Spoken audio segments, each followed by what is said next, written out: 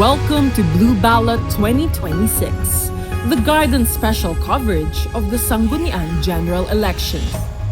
As student leaders put forward their candidacies for Sangguniang and sectoral positions, the Garden asks them to discuss their plans for the student body. My name is Lorelai Potencio and I'm running to be the next representative of the School of Humanities. If elected, how do you envision contributing to the Sangguniang through your leadership?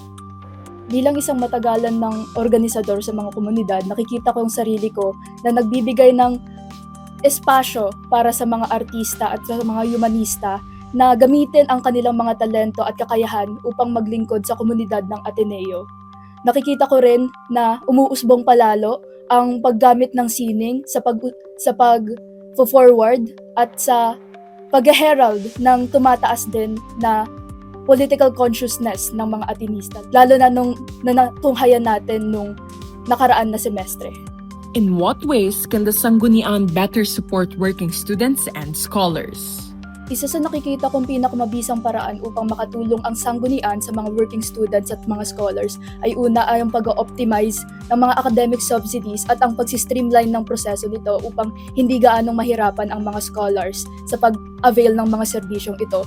Pero sa pangmatagalan naman, malaking hamon din sa Sangguniang ang pagsusulong sa TOEFL campaign na kasalukuyang binibitbit ng mga estudyanteng naaapektuhan ng taunang 6% na pagtaas ng tuition fee and other fees.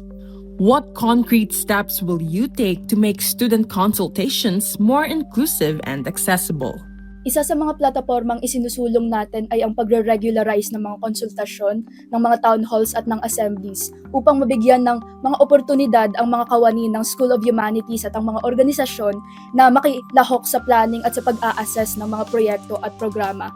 Kasama na rin dito ang mga proyekto na naglalayon na mag-capacitate ng mga future leaders ng SO Sangguniang at ng SO community as a whole.